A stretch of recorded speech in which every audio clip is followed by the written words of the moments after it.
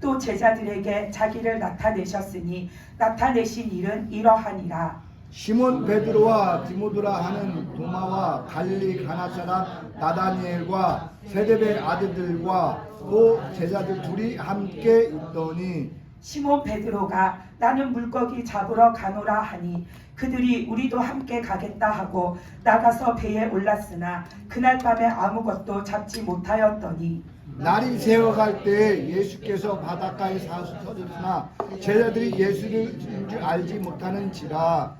예수께서 이르시되 얘들아 너희에게 고기가 있느냐 대답하되 없나이다. 이르시되 그물을 배 오른편에 던지라 그리하면 잡으리라 하시니 이에 던졌더니 물고기가 많아 그물을 들 수 없더라. 예수께서 사랑하시는 그 제자가 베드로에게 이르되 주님이시라 하니 시몬 베드로가 벗고 있다가 주님이라 하는 말을 듣고 겉옷을 두른 후에 바다로 뛰어내리더라. 다른 제자들은 육지에서 거리가 불과 한 50칸쯤 되므로 작은 배를 타고 물고기 든 그물을 끌고 와서 육지에 올라보니 숯불이 있는데 그 위에 생선이 놓였고 떡도 있더라. 예수께서 이르시되 지금 잡은 생선을 좀 가져오라 하시니 시몬 베드로가 올라가서 그물을 육지에 끌어올리니 가득히 찬 큰 물고기가 153마리라. 이같이 많으나 그물이 찢어지지 아니하였더라. 예수께서 이르시되 와서 조반을 먹으라 하시니 제자들이 주님이신 줄 아는 고로 당신이 누구냐 감히 묻는 자가 없더라. 예수께서 가셔서 떡을 가져다가 그들에게 주시고 생선도 그와 같이 하시니라. 이것은 예수께서 죽은 자 가운데서 살아나신 후에 세 번째로 제자들에게 나타나신 것이라. 그들이 조반 먹은 후에 예수께서 시몬 베드로에게 이르시되 요한의 아들 시몬아 내가 이 사람들보다 나를 더 사랑하느냐 하시니 이르되 주님 그러하나이다. 내가 주님을 사랑하는 줄 주님께서 아시나이다. 이르시되 내 어린 양을 먹이라 하시고 또 두 번째 이르시되 요한의 아들 시몬아 내가 나를 사랑하느냐 하시니 이르되 주님 그러하나이다. 내가 주님을 사랑하는 줄을 주님께서 아시나이다. 이르시되 내 양을 치라 하시고 세 번째 이르시되 요한의 아들 시몬아 내가 나를 사랑하느냐 하시니 주께서 세 번째 내가 나를 사랑하느냐 하심으로 베드로가 근심하여 이르되 주님 모든 것을 아시오매 내가 주님을 사랑하는 줄을 주님께서 아시나이다. 예수께서 이르시되 내 양을 먹이라. 내가 진실로 진실로 내게 이르노니 내가 젊어서는 스스로 뛰어 원하는 곳을 가졌거니와 늙어서는 내 팔을 벌리니 남이 내게 띠띠 띄우고 원하지 아니하는 곳으로 데려가리라. 이 말씀을 하심은 베드로가 어떠한 죽음으로 하나님께 영광을 돌릴 것을 가리키심이러라. 이 말씀을 하시고 베드로에게 이르시되 나를 따르라 하시니 베드로가 돌이켜 예수께서 사랑하시는 그 제자가 따르는 것을 보니 그는 만찬석에서 예수의 품에 의지하여 주님을 파는 자가 누구오리까 묻던 자더라. 이에 베드로가 그를 보고 예수께 여짜오되 주님 이 사람은 어떻게 되겠사옵나이까. 예수께서 이르시되 내가 올 때까지 그를 머물게 하고자 할지라도 내게 무슨 상관이냐 너는 나를 따르라 하시더라. 이 말씀이 형제들에게 나가서 그 제자는 죽지 아니하겠다 하였으나 예수의 말씀은 그가 죽지 않겠다 하신 것이 아니라 내가 올 때까지 그를 머물게 하고자 할지라도 내게 무슨 상관이냐 하신 것이로라. 이 일을 증언하고 이 일을 기록한 제자가 이 사람이라. 우리는 그의 증언이 참된 줄 아노라. 예수께서 행하신 일이 이 외에도 많으니 만일 낱낱이 기록된다면 이 세상이라도 이 기록된 책을 두기에 부족할 줄 아노라. 아멘. 네, 오늘은 요한복음 마지막 장 21장 말씀을 보면서 우리가 또 하나님의 말씀을 보려고 합니다. 오늘 말씀이 굉장히 좀 긴데 다 읽은 이유는 오늘 이제 요한복음 마지막 이렇게 하는데 21장은 예수님이 부활하신 다음에 제자들에게 다시 한번 이렇게 나타나셔가지고 제자들을 만나서 우리가 보면 그냥 제자들을 만나서 같이 밥도 먹고 그냥 그러다가 헤어진 것 같지만 이 말씀은 예수님이 제자들한테 마지막으로 당부하시는 말씀입니다. 그래서 21장에서 보면 예수님이 하시는 행동이나 예수님이 베드로나 제자들에게 하신 말씀을 보면 예수님이 그 십자가를 지시기 전까지 그 공생의 사역을 하는 동안 제자들에게 많은 것들을 가르쳐 주셨잖아요. 하나님을 어떻게 믿어야 하는지, 무엇을 믿어야지 구원을 받는지, 또 믿는 자는 어떻게 살아야 하는지, 믿는 자의 생활은 어떠해야 하는지, 그 마음의 상태는 어떠해야 하는지, 예수님은 누구신지, 그 주님을 어떻게 따라야 하는지 등등등, 그 예배는 또 어떤 자세로 드려야 하는지 그 많은 것을 가르쳐 주셨잖아요. 근데 마지막으로 21장에 보면 다시 제자들에게 오셔서 당부를 하시는데, 이게 한 장으로 짧지만 우리가 이 말씀들을 보면서 앞으로 베드로에게 이렇게 살라고 하시는구나 하는 거를 우리가 다시 생각을 해보면, 이때까지 예수님이 제자들에게 가르치셨던 그 말씀을 이 한 장에 총정리를 해놓으신 것과 똑같은 말씀이거든요. 그래서 오늘 이 말씀 전체를 봤는데, 우리가 이 21장 말씀을 오늘 이 시간 같이 나누면서, 우리도 예수님의 제자잖아요. 그 베드로나 그 12제자뿐만 아니라 예수님을 믿고 사는 우리도 제자인데, 우리도 어떤 믿음으로 주님을 따라 살아야 주님께서 원하시는 그 믿음의 제자인지, 저도 여러분들도 다시 한번 마음속에 생각하고 기억하는 그런 시간이 되셨으면 좋겠습니다. 아멘. 먼저 오늘 말씀 보면 9절에서 보면은 제자들이 그 고기를 잡으러 나갔다가 이제 돌아왔잖아요. 그 해변가로 돌아왔는데 9절에서 보면 그동안 예수님이 오셔가지고 뭘 하고 계시냐면 아침을 준비하고 계세요. 왜냐하면 제자들이 지금 저녁 때 이제 고기를 잡으러 나가서 밤새 고기를 잡고 이제 날이 밝아올 때 아침에 이제 배를 그 육지로 몰고 들어왔거든요. 그러니까 얼마나 배가 고프겠어요. 그래서 예수님이 아침을 지금 준비하고 해놓고 계세요. 그래서 9절에서 보니까 제자들이 와봤더니 이미 숯불을 피워놓고 거기다가 예수님이 생선도 구워놓고 떡도 구워놓고 아침상을 이렇게 차려놓으신 거예요. 그러면서 12절에서 보니까 예수님이 제자들한테 와서 조반을 먹으라 하고 말씀하시잖아요. 어서 와서 너희들 아침 먹어라 하고 예수님이 그러시는 거예요. 그러니까 제자들이 12절에서 보면은 아무 말도 못하고 가서 밥을 먹어요. 근데 12절에 보면 예수님이 누구인지 아는 고로 그들이 감히 예수님한테 누구십니까 묻는 자가 없었다고 했어요. 이 21장 앞에 보면은 제자들은 이미 예수님을 만났어요. 그 마리아가 무덤에 찾아갔다가 빈 무덤인 걸 보고서는 우리 예수님 어디 가셨지 했는데 그 무덤가에서 예수님 만났잖아요. 그래서 부활하신 예수님이 마리아한테 너는 제자들한테 찾아가서 내가 부활한 걸 알리라고 해서, 그래서 제자들이 들었잖아요. 그런 다음에 얼마 안 가서 예수님이 제자들 앞에 나타나셔서 진짜 부활하신 예수님의 모습을 보이셨을 때 제자들이 그 모습을 보고 기뻐했다라고 하거든요.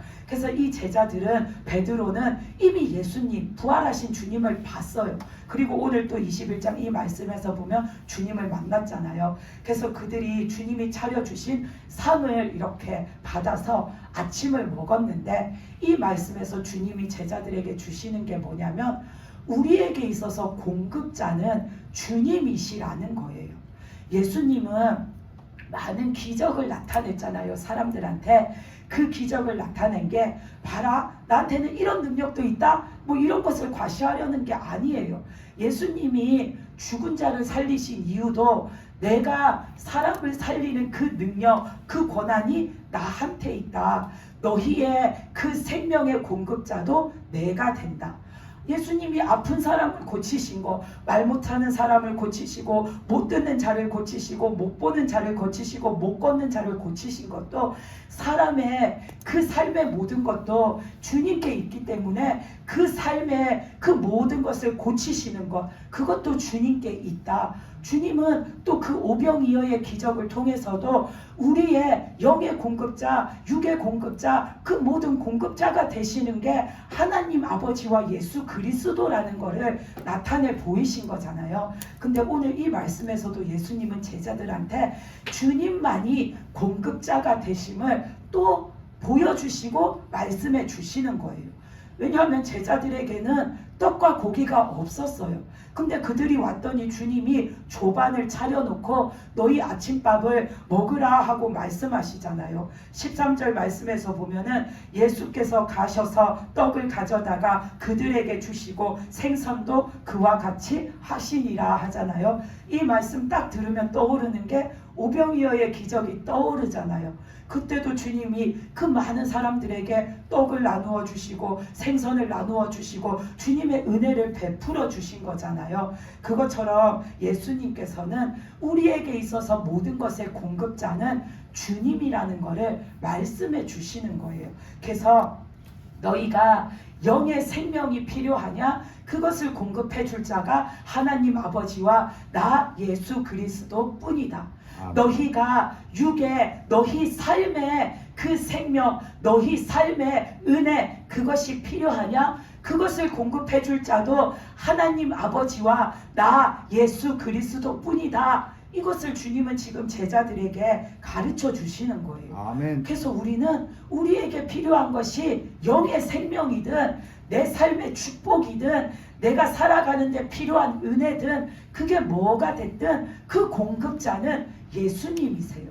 그래서 우리는 내 삶의 필요, 내 영의 구원을 누구한테 구해야 하냐면 오직 예수님께 구해야 하는 거죠. 그래서 예수님은 지금 제자들에게 이때까지 가르치시고 이때까지 말씀하셨던 그것을 다시 한번 일러주시는 겁니다. 그래서 우리는 주님 앞에서 모든 것을 구해야 하는데 그 구하는 수고, 그리고 그것을 구하기 위해서 주님 앞에 나가는 노력은 주님이 하는 게 아니라 내가 하는 거죠. 오늘 말씀에서도 예수님이 와서 조반을 먹으라 했을 때 제자들이 그 바다에 있었으면은 그걸 먹을 수 없어요.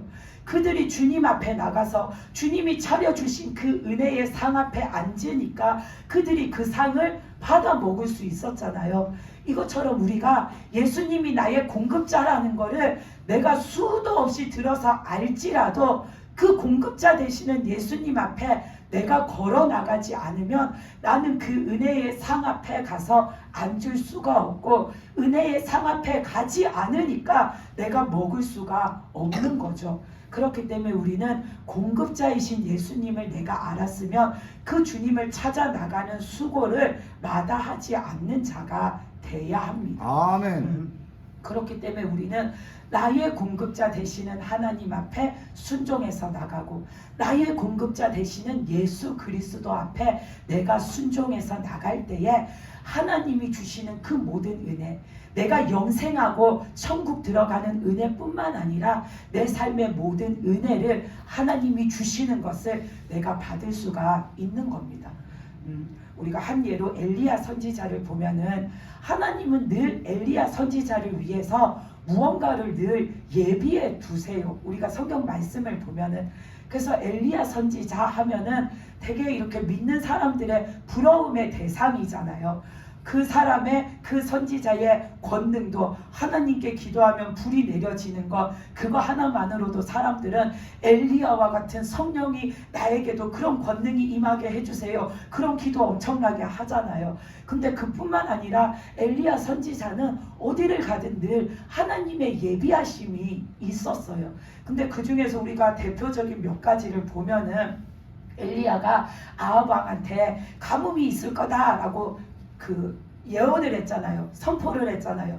그래서 아합 왕한테 죽게 생겼잖아요. 그러니까 그때에 하나님이 이 엘리야 선지자한테 너는 도망을 가서 숨으라고 하시잖아요.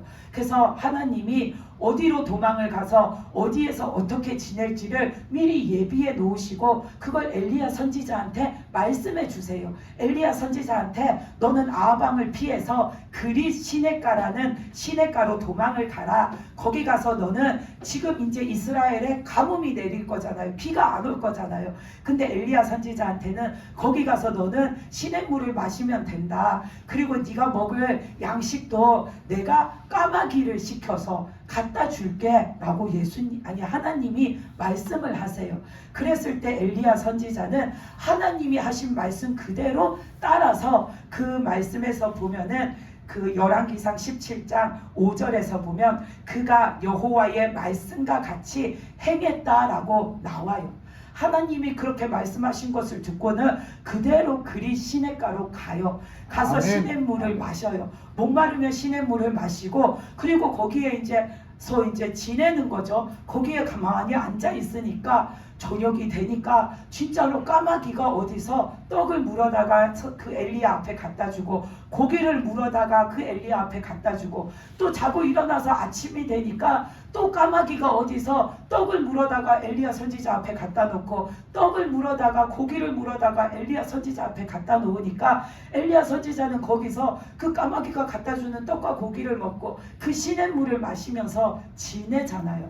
근데 만약에 하나님이 너 거기에 가서 그렇게 있으면 내가 까마귀 시켜서 떡 갖다 주고 고기 갖다 주게 할게, 너 거기에 가서 지내고 있어라 했을 때 엘리야 선지자가 순종하지 않았으면 하나님이 예비하신 은혜를 엘리야가 받지 못했어요. 우리처럼 만약에 의심이 많아가지고 도대체 무슨 까마귀가 떡을 갖다 줘, 까마귀가 뭔 고기를 갖다 줘, 하나님은 이제 하다 별 말씀을 다 하시네 하고서는 미심쩍어하고 뭉기적거리고 내가 곧바로 행하지 않으면 어쩌면 그냥 아하방한테 맞아 죽을지도 모르잖아요.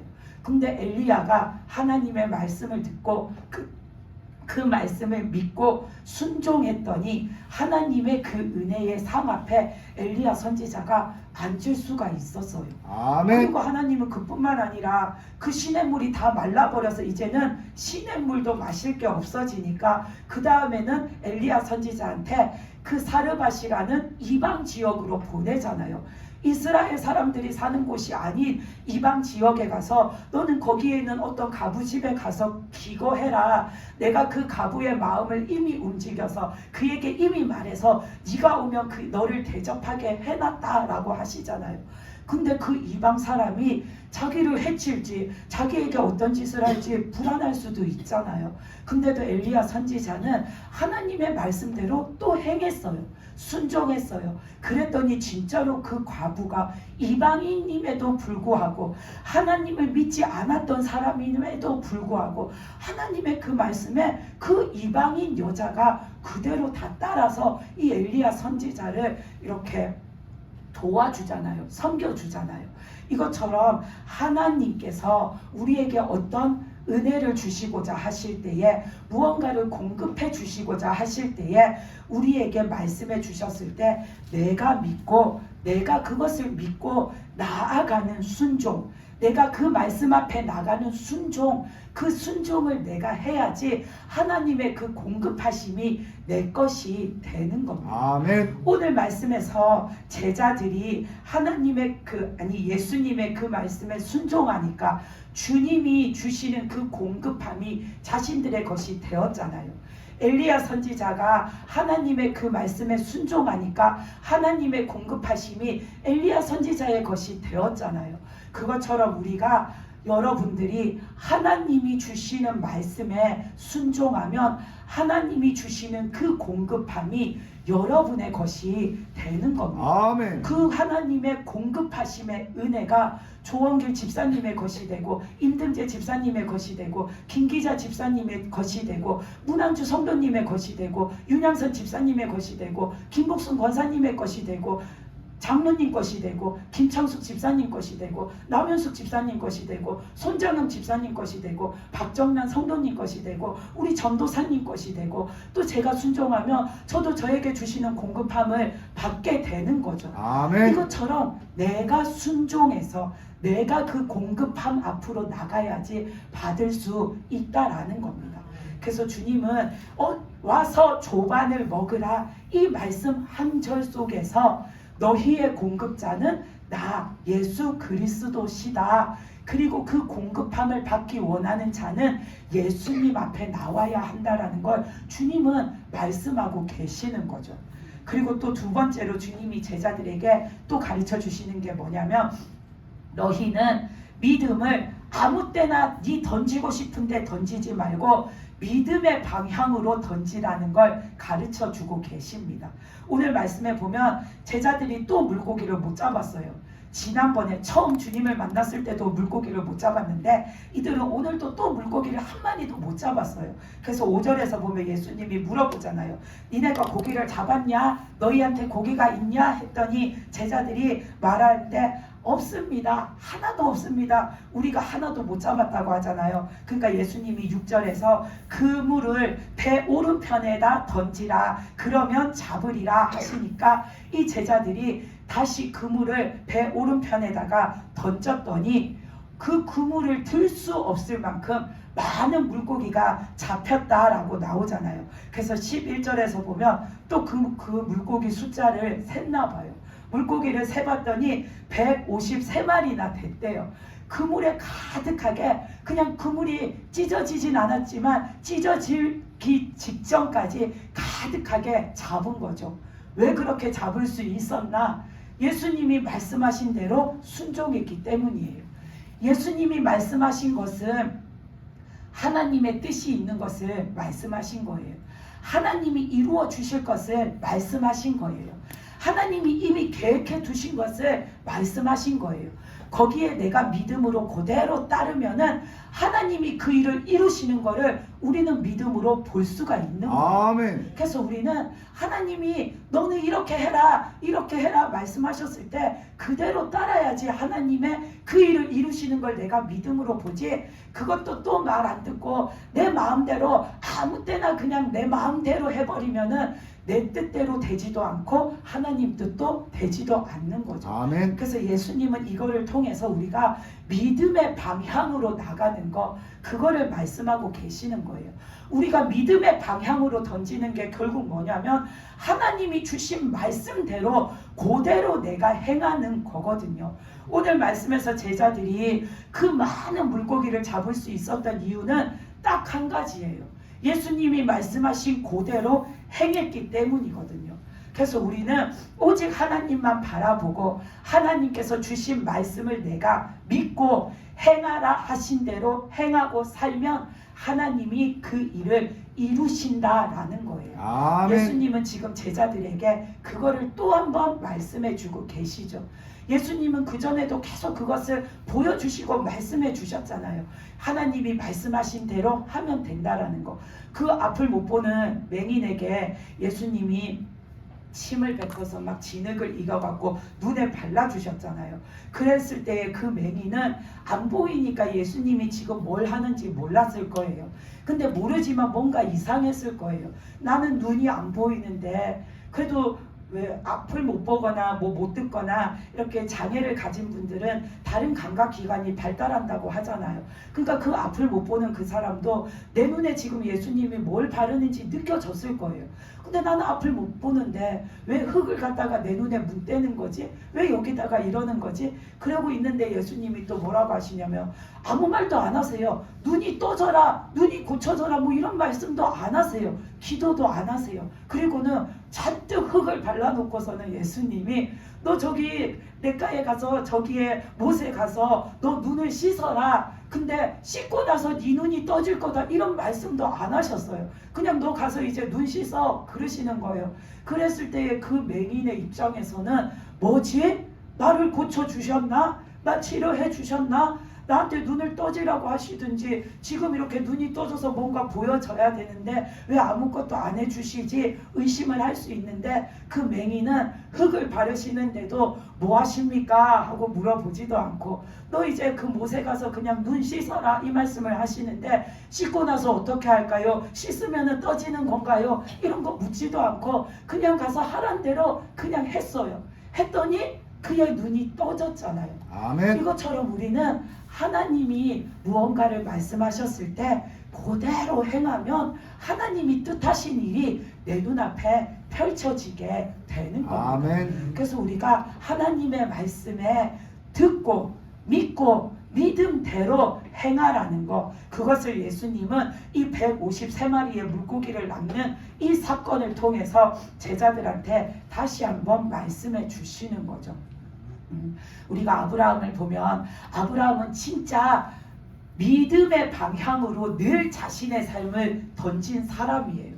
진짜 그는 오직 믿음으로 자신의 삶을 던지고 하나님께 던지고 살아간 자잖아요. 그래서 그가 고향인 갈대아 우르를 떠나서 나올 때에도 그 하나님의 말씀만 듣고 하나님의 말씀만 믿고 하나님이 하라 하신 대로 그대로 그냥 나왔잖아요. 나와서 어떻게 할까요? 나와서 어디로 갈까요? 나왔으니 나는 이제 어떻게 살까요? 나왔으니 이제 나는 어떻게 되는 겁니까? 나왔으니 하나님은 나를 어떻게 하실 겁니까? 뭘 책임지실 겁니까? 하나님한테 뭘 자꾸 물은 게 아니라 그 아브라함은 그냥 하나님이 하라 하신 대로 그대로 행하니까 하나님이 그의 삶을 하나님의 영역 안으로 옮겨주셔서 하나님의 그 은혜의 상 앞에다가 데려다 앉혀주셔서 하나님이 차려놓으신 그 은혜를 아브라함이 일생 동안 맛보고 살도록 하나님이 은혜 내려주셨잖아요. 아멘. 이것처럼 우리가 믿음으로 내 삶을 하나님께 던지고 살면은 하나님이 주시는 은혜를 우리가 맛보면서 살 수가 있습니다. 아멘. 다윗도 보면 늘 그런 삶을 산 자잖아요. 다윗도 늘 믿음으로 하나님만 바라봤어요. 그리고 늘 믿음으로 하나님께 물었어요. 그리고 늘 믿음으로 하나님이 하라 하신 그 말씀에 순종했어요. 그래서 다윗은 적군과 싸우러 나갈 때도 하나님한테 기도하고 물었잖아요. 하나님, 내가 지금 싸우러 나가도 되나요? 내가 지금 싸우러 나가면 이길까요? 하나님, 내가 지금 이 싸움을 나가면 저 적군을 쳐부수고 내가 잃어버린 것들, 내가 빼앗긴 것들을 다시 찾아올 수 있습니까? 하나님께 묻고 하나님이 있다, 가라, 가서 너는 이렇게 행하라 하시면은 다윗은 딱 그것을 믿고서는 나가잖아요. 가서 하나님이 하라 하신 대로 행함으로 그는 늘 가는 곳마다 적을 물리치고 승리하고 자신이 빼앗긴 것을 다시 되찾아오는 그 하나님의 은혜를, 그 하나님의 역사하심을 늘 믿음의 눈으로 보면서 산 자잖아요. 아멘. 이것처럼 우리는 믿음의 방향으로 내 삶을 던지는 자가 돼야 됩니다. 근데 오늘 말씀에 본 것 중에 베드로를 보면은 베드로는 의심하다가 물에 빠진 전적이 있잖아요. 예수님이 와라, 너도 물 위로 걸어와라 했는데 그가 의심하는 바람에 가다가 중간에 물에 빠졌잖아요. 이것처럼 우리가 하나님이 주신 말씀에 내가 순종하지 않거나 의심하면은 우리는 하나님이 이루시는 역사하심을 볼 수가 없는 겁니다. 그리고 또 오늘 말씀에 보면 베드로와 함께 그 물고기를 잡으러 간 제자 중에 도마가 나옵니다. 디두모라고도 하는 제자 도마. 그 도마가 나오는데 우리가 알다시피 이 도마는 의심이 많아서 믿음을 얻기가 쉽지가 않았어요. 그래서 요한복음 20장에 보면은 예수님이 부활하신 다음에 처음 제자들을 찾아오신 사건이 나와요. 20장에서 보면 그래서 제자들이 다 이렇게 모여가지고 함께 있는데 그 집에 예수님이 찾아오셨잖아요. 그래서 예수님의 그 모습을 보고서는 그 예수님이 못 박히셨던 손과 창에 찔리셨던 그 옆구리를 보고서는 그 모여있던 제자들이 와, 진짜 우리 예수님이 다시 살아나셨네 하고서는 다들 기뻐하고 그 부활하신 주님을 믿었죠. 근데 그 자리에 딱 한 명 없었는데 누가 없었냐면 이 도마가 없었어요. 그러다가 나중에 도마가 왔을 때 제자들이 막 신이 나서 말했잖아요. 야, 오늘 예수님이 오셨는데 예수님이 다시 살아나셔가지고 우리를 찾아오셨는데 우리가 그 살아나신 예수님을 봤어 하면서 예수님이 오셨는데 이런 모습이었고 예수님이 오셔서 이런 말씀을 하셨고 그 예수님과 함께 우리가 무엇을 했다고 막 얘기를 했는데 도마가 그 제자들이 자기 동료들이 그렇게 말하는데도 그것을 하나도 믿지를 않아요. 믿지를 않으면서 그 20장 25절에서 보면 도마가 뭐라고 하냐면 나는 못 믿겠다. 나는 내 두 눈으로 예수님을 내가 보고서는 예수님의 그 못 박혔던 손 거기에다가 내 손가락을 넣어보고 예수님의 그 참 찔린 데다가 내 손을 넣어봐서 아 진짜 그 십자가에서 고난 받으셨던 예수님, 우리 그 선생님 예수님이 맞네? 내가 확인해 보기 전에는 나는 못 믿는다라고 도마는 믿지를 않아요. 만약에 도마가 예수님을 그 자리에서 다른 제자들과 같이 직접 뵙지 못했을지라도 다른 제자들이 예수님이 다시 살아나셔서 진짜 예수님이 말씀하신 대로 십자가에 달려 돌아가시고 3일 만에 예수님이 진짜 부활하셔서 이 말을 도마가 보지는 못했지만 믿었더라면 그 부활의 주님의 그 생명이 도마의 것이 되었을 거예요. 그렇기 때문에 예수님이 나중에 도마한테 찾아오셔서 그러잖아요. 너는 보고 나서 나를 확인하고 나서야 믿냐? 보지 못하고 믿는 자가 더 복되다라고 하시잖아요.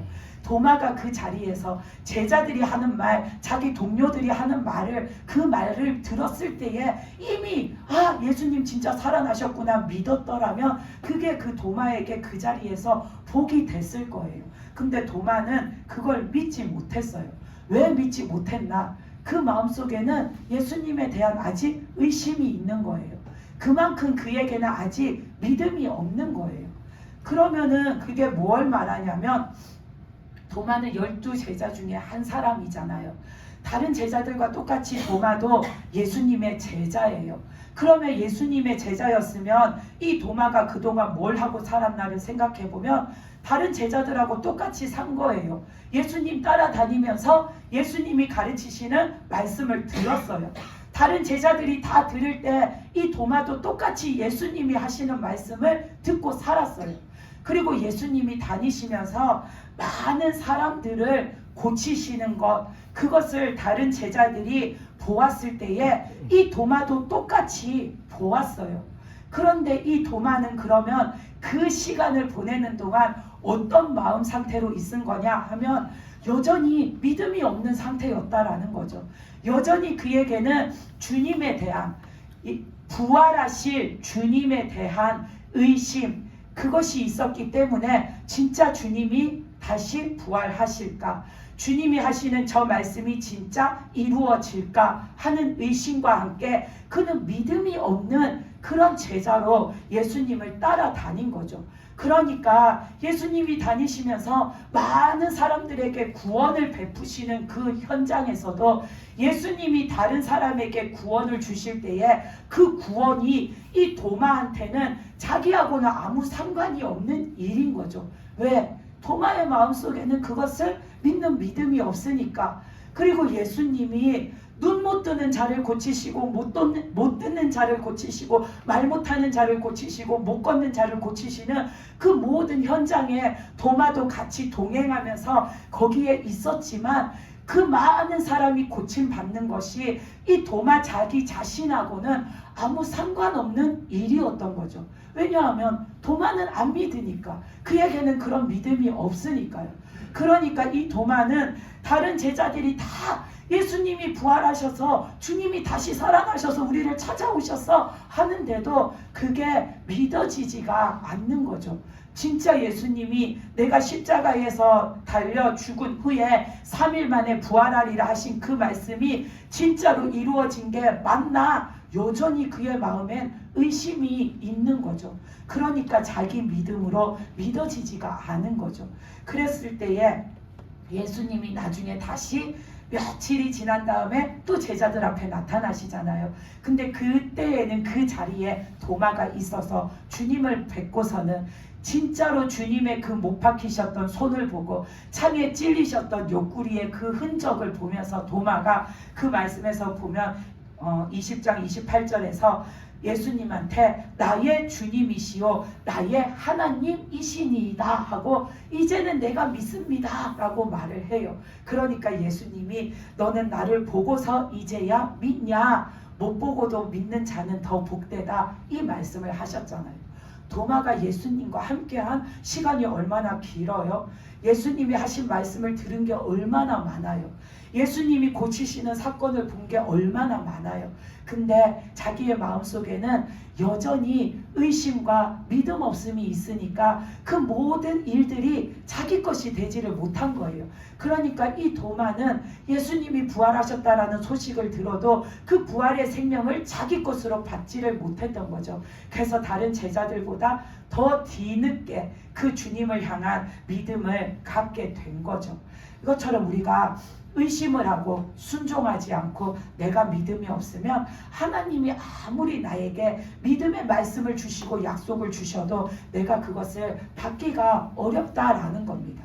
그래서 우리들은 오늘 말씀에 예수님이 배 오른편에 그물을 던지라 하니까 제자들이 던졌더니 그렇게 많은 물고기를 낚아 올린 것처럼 하나님이 우리에게 어떤 말씀을 던져주셨을 때 내가 그것을 믿음으로 딱 듣고 믿음으로 딱 받고 내가 그 말씀 그대로 행하면은 아멘. 하나님이 하시는 일을 우리가 믿음으로 볼 수 있다라는 겁니다. 아멘. 그리고 또 한 가지 오늘 말씀에서 예수님이 제자들에게 주시는 말씀이 뭐냐면 15절부터 17절까지 보면 예수님이 베드로한테 3번 너는 나를 사랑하느냐 이 질문을 하시잖아요. 그러시면서 너는 내 양을 먹이라, 너는 내 양을 치라, 그리고 마지막에 다시 너는 내 양을 먹이라. 이렇게 영혼을 구원하는 일, 전도하는 일, 예수님을 증거하는 일, 그 복음 사역하는 일, 그걸 제자들한테 맡겨주시잖아요. 이것처럼 이것을 할 때에 무엇보다 중요한 게 예수님을 사랑하는 것, 그것이 우리에게 있어야 하기 때문에 예수님은 베드로한테 계속 3번씩이나 그 질문을 던지신 거죠. 우리도 주님의 제자가 되어서 그 주님을 증거하는 삶을 살려면은 내 안에 예수님을 향한 사랑이 있어야 돼요. 예수님의 사랑이 뭔지를 내가 알아야 돼요. 우리가 나가서 예수님을 전해야 되는데 내가 나를 구원해 주신 예수님의 사랑을 내가 느끼고 있고 알고 있고 그 구원의 감격을 가지고 있어야 나가서 예수님의 사랑이 어떤 건지, 예수님이 우리를 얼마나 사랑하시는지, 그래서 그 구원받는 게 뭔지, 구원받고 살면 우리가 어떻게 되는지 내가 느낀 거, 내가 알게 된 거, 내가 깨달은 거, 내가 지금 체험하고 살고 있는 거, 그걸 전할 수 있잖아요. 아멘. 근데 그게 없으면 나가서 예수님이 누구신지를 말해야 되는데 뭐라고 말할 겁니까? 그냥 성경 읽은 대로 예수님은 있잖아요. 어느 동네 살던 어떤 여자의 뭐 딸의 귀신 들린 딸을 고쳐주신 그런 예수님이에요. 나가서 그렇게 말하면은 전혀 내가 아는 예수님, 내가 진짜 주님으로 인해서 감동받은 것이 하나도 그 사람한테 안전해지게 되는 거잖아요. 내가 막 감격이 있어서 내 마음속에 주님의 사랑이 있어서 내가 느낀 것이 있어서 내가 받고 체험하고 사는 것이 있어서 그거를 나가서 그냥 내가 아는 것을 말할 때에 내 마음속에서부터 그게 전해지면서 전파되면서 주님의 사랑이 하늘로부터 나를 타고 그 사람에게 흘러가게 되는데 내가 그런 것에 주님에 대해서 아무것도 모르면 우리는 나가서 진짜 지식적인 것을 전하게 되는 거죠. 그래서 예수님은 베드로한테 3번이나 이 질문을 하신 거예요.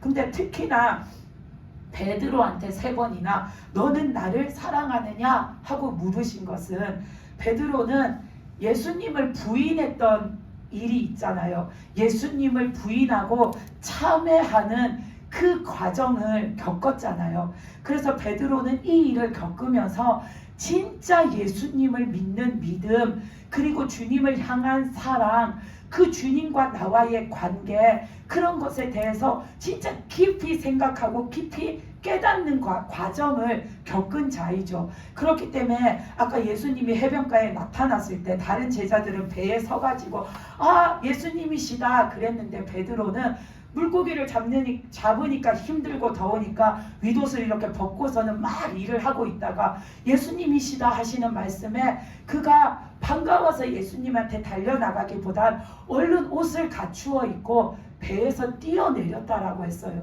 그리고서는 주님 앞에 바로 달려나가지도 못했어요.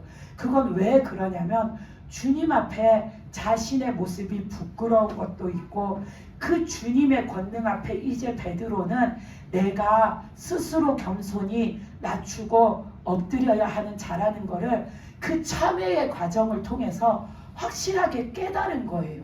예수님은 누구시고 나는 누구인가? 주님은 나의 주님이시고 나는 그 주님을 섬기는 자로서 그 주님 앞에 나는 늘 엎드려서 겸손히 그의 말을 들어야 하는 자라는 거, 나는 그를 겸손히 섬겨야 하는 자라는 거, 나는 그 앞에 순종하는 자라는 거, 그거를 베드로는 이제 다 알게 된 거예요. 그 참회의 과정을 통해서.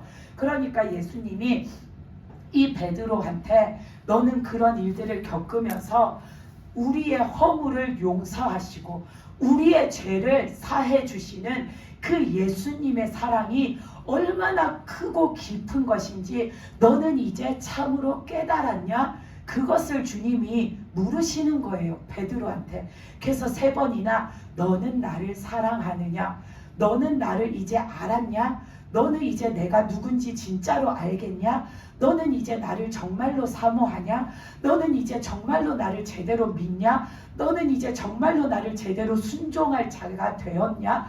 너와 나와의 관계에 대해서 너는 이제 진짜로 깨달았냐? 주님은 그것을 베드로한테 물어보시는 거예요. 그러니까 베드로가 계속해서 자기 마음을 고백하는 거죠. 네, 그렇습니다, 주님. 네, 그렇습니다, 주님. 그러니까 주님이 그 베드로한테 네가 그것을 알았으면 이제 너는 나가서 그 영혼을 돌보는 일을 해도 된다라고 허락해 주신 거예요. 이게 바로 제자가 되어서 사는 자가 어떻게 살아야 하는지를 예수님이 가르쳐 주신 거죠. 우리도 이런 모습이 되어서 그 영혼들을 사랑하고 섬기고 또 주님을 사랑하고 섬기는 자로 살아야 돼요. 아멘. 그래서 오늘 이 21장 말씀은 예수님이 제자들에게 마지막 작별 인사만 하는 것이 아니라 이때까지 가르쳐 주셨던 제자된 자 그리스도인이 어떻게 살아야 하는가를 총정리를 해 주시는 거예요. 그래서 우리는 오늘 이 말씀 속에 예수님이 주신 거, 공급하시는 분은 오직 주님이시기에 우리가 그 주님 앞에 나가야 한다라는 거, 그리고 우리가 믿음으로 늘 하나님을 바라보아야 한다라는 거, 그리고 우리가 주님의 제자 되어서 그 주님을 증거하고 살기 원하면 그 주님이 나에게 어떤 분이시고 나는 그 주님 앞에 어떤 자인가, 우리가 주님과 나와의 관계를 잘 느끼고 있어야 된다라는 거, 주님이 그걸 말씀하시는 거죠. 그러면서 계속해서 사랑에 대해서 말씀하신 거는 주님이 우리를 사랑하신 것처럼 우리도 사랑이라는 것이 있어야지 나가서 사람들을 돌볼 수 있기 때문인 거죠. 내가 사랑이 없으면 사람을 돌볼 수가 없어요. 내가 사랑이 없으면 우리는 말로는 사람들이 다 구원받는 게 하나님의 뜻이고 우리는 그것을 위해서 늘 기도해야 되고 나가서 전도해야 되고 이렇게 말은 하는데 실제로 내가 진짜 싫은 누군가가 있잖아요. 그러면 그 사람이 하나님을 믿어야 한다라는 건 알고 있잖아요. 저 사람도 구원받아야 하는 건 알잖아요. 근데 내가 진짜로 그 사람이 싫으면은 최종적으로 뭐라고 하냐면 우리 교회는 오지 말고 다른 교회 가서 구원받으면 되잖아요. 왜? 나는 그 사람하고 같이 같은 교회를 다니고 싶지가 않은 거죠. 그거는 그 사람 속에 아직 그 상대방을 미워하는 마음이 있는 거잖아요. 그렇게 미워하는 마음이 있으면은 내가 미운 사람, 내가 싫은 사람은 다 내가 다니는 교회 오지 말고 나 안 다니는 다른 교회 가서 그 사람 구원받아서 천국 갔으면 좋겠어 하면은 사람을 다 이렇게 배척하게 되는 거죠. 그거는 예수님이 말씀하시는 사랑이 아니잖아요. 예수님이 말씀하시는 사랑은 원수도 사랑하라고 하셨잖아요. 아멘. 모든 자를 용서해 주라고 하셨잖아요. 그렇기 때문에 우리는 예수님이 베드로에게 너는 나를 사랑하느냐, 주님과의 나와의 관계에 있어도 그 사랑이 있어야 하지만 내가 사람과 사람의 관계에서도 사랑이 있어야 우리는 그 사람을 돌보는 일을 할 수가 있어요. 그리고 우리가 하나님이 나를 사랑하시는 거, 하나님이 사람을 사랑하시는 거, 하나님이 사람을 얼마나 사랑하시는지를 알아야지 나도 하나님 앞에서 함부로 하지 않지만 또 내가 다른 사람한테도 함부로 대하지를 않아요. 왜냐하면 그 사람도 하나님이 엄청나게 아끼시고 사랑하는 사람이거든요. 아멘. 하나님이 엄청나게 아끼시고 사랑하는 사람한테 내가 함부로 대하면 안 되는 거죠. 우리는 하나님이 나만 사랑하는 게 아니라 하나님이 사람을 얼마나 사랑하는지를 알아야지 비로소 영혼을 사랑할 수가 있어요. 제가 이것을 깨달은 게 언제냐면 처음부터 그런 걸 알지 못했어요. 처음부터 저도 그냥 하나님이 사람을 사랑하시니까 내가 저 사람에 대해서 싫다 좋다 할 게 없어. 나는 저 사람이 만약에 진짜 못된 사람이면 불쌍히 여기는 거지 싫다 좋다 할 게 없어 라는 생각을 가지게 된 계기가 있는데, 그게 뭐냐면 하나님이 어떤 사람을 놓고, 제가 별로 안 좋아하는 사람인데 그 사람을 놓고 늘 축복 기도를 하라고 그걸 시키셨을 때 비로소 하나님이 모든 사람을 사랑하신다라는 걸 그때 깨달았어요. 그 전에는 저도 성격이 그렇게 좋지 못했어요. 그래서 내가 싫은 사람은 싫어요. 그걸로 끝인 사람이었어요. 저도 예전에는 다른 사람이 저한테 뭐 같은 회사를 다니는 직장 사람이든 친구가 됐든 동네 사람이 됐든 누가 됐든 누가 나한테 실수를 하잖아요. 나한테 해서는 안 될 뭔가 잘못을 하잖아요. 그러면 처음에는 실수겠거니 하고 넘어가요. 근데 두 번째에 또 그래요. 그러면 그때는 좀 싫은 티를 내요. 그 사람이 알 수 있게. 왜냐하면 그래야지 그 사람이 다음에 또 그런 잘못을 안 하니까. 그런데도 여전히 그 사람이 그런 거에 개의치 않고 또 세 번째로 저한테 똑같은 실수를 하면은 저는 그 사람을 다시 안 보는 그런 성격이었어요. 같은 실수를 계속해서 하고 잘못을 하면은 다시는 그 사람을 안 봐요. 성격이 정말로 그렇게 하여튼 못된 성격이 있었어요. 근데 그렇게 그런 성격으로 교회를 다니다가 어느 날 이제 하나님이 제가 싫어라 하는 그 사람을 위해서 축복 기도를 해주라고 하셨어요. 그래서 그거를 한 몇 년을 했어요. 근데 처음에는 도통 축복 기도를 뭘 해야 될지 몰라서 그냥 되게 짧게 3마디 했어요. 하나님 저 사람을 축복해 주세요. 하나님 저 사람을 구원해 주세요. 하나님 저 사람이 하나님 믿고 천국 가게 해주세요. 딱 3마디 하면 기도가 끝났어요. 왜냐하면 더 이상 뭐 그 사람에 대해서 해줄 말도 없지만 뭘 할 말도 생각이 안 나는 거예요. 근데 그거를 계속 하나님이 하라고 하셔서 계속 했어요. 하면서도 그냥 그 사람에 대한 미운 마음은 사라지지가 않았어요. 그 사람이 또 잘못하면은 으이구 그렇지 저 사람 뭐 사람이 어디 가겠어 맨날 저러니까는 저렇게 살겠지 하고서는 여전히 그 사람을 미운 눈으로 바라보면서도 하나님이 시킨 일이니까 그 축복 기도는 하루도 안 빠지고 매일매일 했어요. 근데 하다 보니까 나중에 기도가 조금씩 무언가 말이 첨가되면서 기도가 길어지는 거예요. 그러면서 이제 그 사람의 살아온 모습들도 생각하면서 그 사람이 왜 저런 성격이 되었을까? 왜 저런 모습으로 살아갈까? 왜 저 사람은 말을 저렇게 할까? 그런 것들을 생각하면서 그런 것도 하나하나 다 놓고 기도하게 되고, 또 저 사람이 하나님 앞에 하나님을 믿지 않고 하나님 앞에 제대로 살지 않고 또 인간적으로도 저 사람이 잘못하는 것들이 참 많은 사람이지만 하나님께서 저 사람에게 축복 기도를 하라 하실 때는 하나님의 뜻이 있는 거니까 하나님이 저 사람을 늘 돌봐주세요. 품어주세요. 사랑해주세요. 저 사람이 몰라서 어긋난 길로 가도 하나님이 하나님의 테두리에서 크게 벗어나지 않게 그래도 늘 하나님이 요 뒷덜미로 이렇게 붙들고 있더라도 꼭 잡고서는 늘 데리고 다녀주세요. 나중에는 그런 기도가 되어졌어요. 그러다가 계속 기도를 하다 보니까 1년이 지났는데 어느 날 제가 그 사람을 미워하지 않는다라는 거를 깨달았어요. 그 사람은 여전히 나를 대하는 게 똑같고 싫어하는 행동도 하고 싫어하는 말도 하고 실수도 똑같이 하고 있는데 제가 변한 거예요. 제 마음에서 그 사람을 싫어하지 않는 거예요. 아멘. 내 마음에서 왜 저 사람은 변하지 않을까 안타까워하고 왜 저 사람은 변하지 않을까 되게 막 안쓰러워하는 마음으로 그 사람을 바라보고 있는 거예요. 그렇게 됐을 때에 하나님이 왜 그 축복 기도를 시켰는지를 알게 됐어요.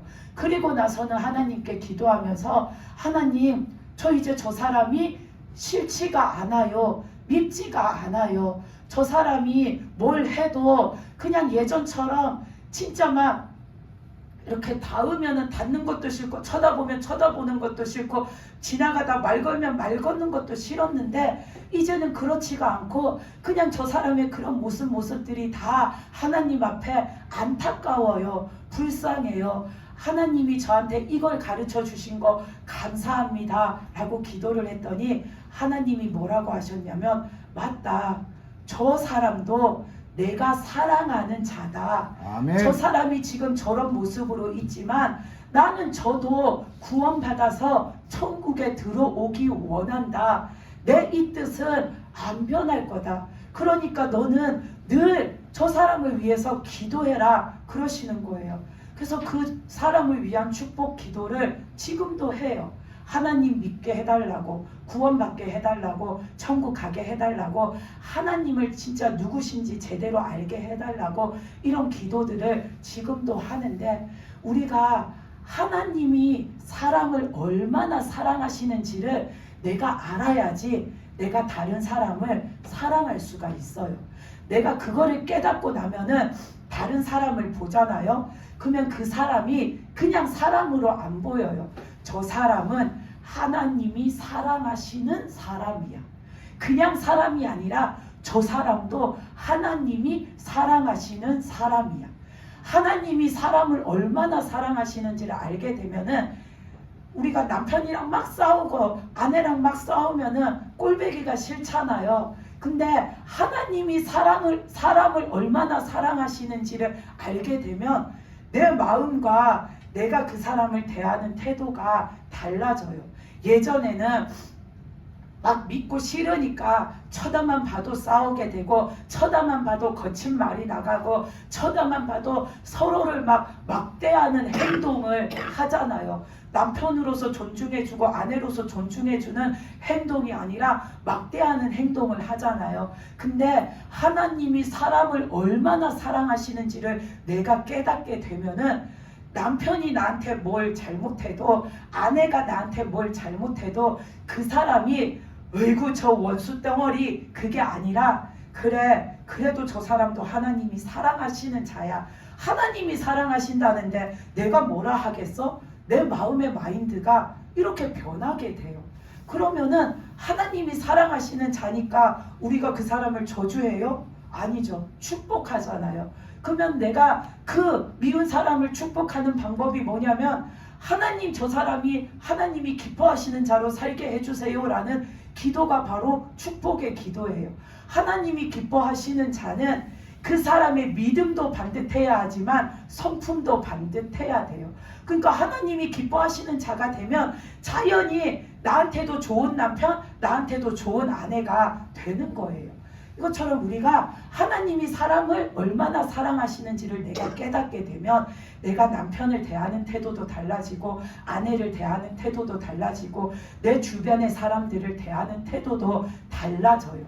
원수 덩어리가 아니라 하나님이 사랑하시는 자로 나도 봐지게 되는 거예요. 아멘. 그렇기 때문에 예수님은 베드로한테 네가 나를 사랑하느냐를 3번까지나 물으신 거죠.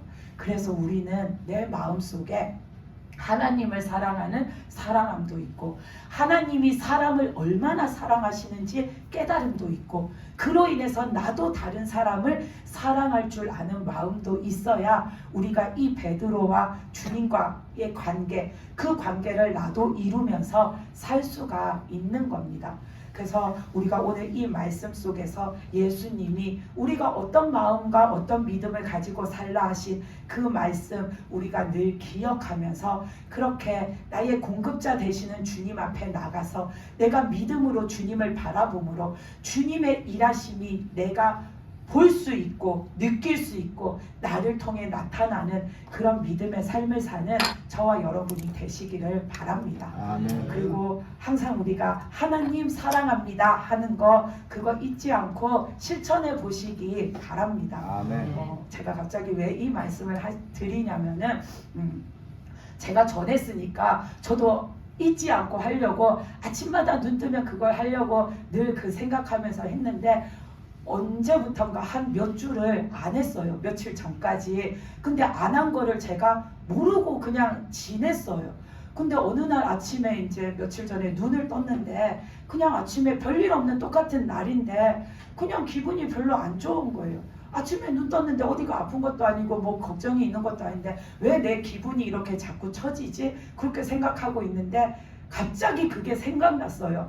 하나님 사랑합니다를 내가 안 했네? 근데 그 생각이 번뜩 나면서 내가 그거를 한 몇 주 동안 잊어먹고 있었다라는 거를 알게 된 거예요. 그래서 그냥 자리에서 일어나지도 않고 이렇게 누운 채로 그냥 천정을 보면서 하나님 사랑합니다. 제가 근데 이거를 한 3주는 빼먹은 것 같아요. 그래서 하나님한테 3주치를 다 하지 못하지만 그래서 오늘은 한 번 더 말씀드릴게요 하고 또 한 번 더 하나님 사랑합니다 그렇게 말하고 일어났어요. 근데 그 순간에 그렇게 막 이상하게 기분이 막 가라앉았는데 갑자기 막 기쁜 마음이 들면서요. 무슨 에너지 충전제를 한 10병은 들이마신 것처럼 사람이 막 기분이 너무 좋아지는 거예요. 그러면서 막 갑자기 막 흥얼흥얼 찬양도 나오고 그럼 벌떡 일어나가지고 기분이 좋아가지고 거실을 막 왔다 갔다 하면서 막 찬양을 했어요. 그러면 그 있는데 하나님이 그걸 다시 이렇게 말씀해 주시는 거예요. 내가 하나님 사랑합니다를 하라고 한 이유를 알겠냐? 내가 그 소리 들어서 내가 얻는 게 뭐겠냐? 근데 너희가 하나님 사랑합니다를 잊지 않고 계속 하다 보면 진짜 하나님을 가까이 느끼게 되고 하나님의 사랑이 내 마음속에 이렇게 내려오면서 알게 되고 또 진짜 내 곁에서 계속 함께 하고 계시면서 나를 터치하시고 나와 함께하는 그 하나님을 네가 진짜 있다라는 거, 내 곁에 계시다라는 거 그거를 알고 살게 된다. 그거를 또 말씀해 주시는 거예요. 그래서 이제 한 3일 전부터 또 잊지 않고 눈 뜨면 그거를 하고 있어요. 그래서 여러분들도 물론 잘 하시겠지만 잊지 않고 하나님 사랑합니다. 늘 그 마음을 고백하면서 사시기 바랍니다. 아멘. 그러면 진짜로 내 곁에 계시는 하나님이 더 깊이 느껴지게 됩니다. 이 시간에는 우리가 또 하나님 앞에 믿음을 달라는 것 그것을 구하면서 함께